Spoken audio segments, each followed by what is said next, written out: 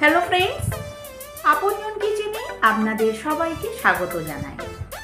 আজকে যে রেসিপিটা শেয়ার করতে চলেছি সেটি হলো বরবটি বাটা। কিভাবে অত্যন্ত সহজ উপায় বরবটি বাটা বা বরবটি ভর্তা তৈরি করবে, চলুন সেটা দেখে নেওয়া যাক। প্রথমে নিয়ে নিতে হবে ফ্রেশ বরবটি। দেখুন আমি এখানে নিয়ে নিয়েছি। আর নিতে হবে 3টে কাঁচা লঙ্কা আর 3 কোয়া রসুন। বরবটিগুলোকে ছোট ছোট পিস করে নিতে হবে। তারপরে মিক্সির মধ্যে দিয়ে দিতে হবে কাঁচা লঙ্কা আর রসুন, সঙ্গে একটু জল দিয়ে মিক্সিতে পেস্ট করে নিতে হবে। কড়াইতে দিয়ে দিতে হবে সর্ষের তেল, ফোড়ন হিসাবে দিতে হবে কালো জিরে আর একটি শুকনো লঙ্কা। তারপরে কড়াইতে বরবটি পেস্টটা দিয়ে দিতে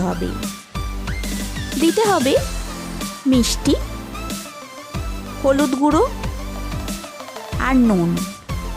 তারপরে খানিকক্ষণ ভালো করে নাড়াচাড়া করে নিতে হবে। আমার এখানে মিষ্টি আর নুন কম হয়েছিল বলে আমি আরেকটু দিয়ে দিলাম। আপনারা আপনাদের স্বাদ অনুসারে নুন মিষ্টি দেবেন। এইভাবে কড়াইতে নাড়তে নাড়তে যখন জলটা শুকিয়ে আসবে তখনই তৈরি হয়ে যাবে আজকের রেসিপি বরবটি বাটা।